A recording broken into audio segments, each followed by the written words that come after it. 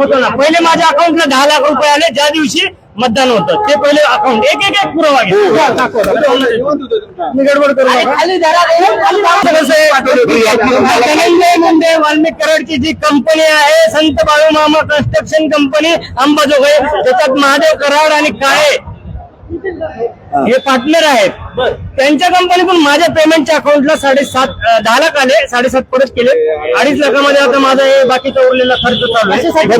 थांबा तुमचं खर्च चालू आहे आता त्यातनच करणार ना. आता काय करणार मी, जे काही पगारातली सेव्हिंग आणि त्यातला खर्च घेतलेलं.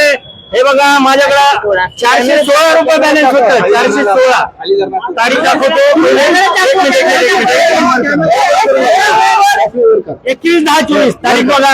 21/10/24 कोणी पाठवले? मग तुम्ही म्हणतात 50% हे पैसे कशासाठी आले?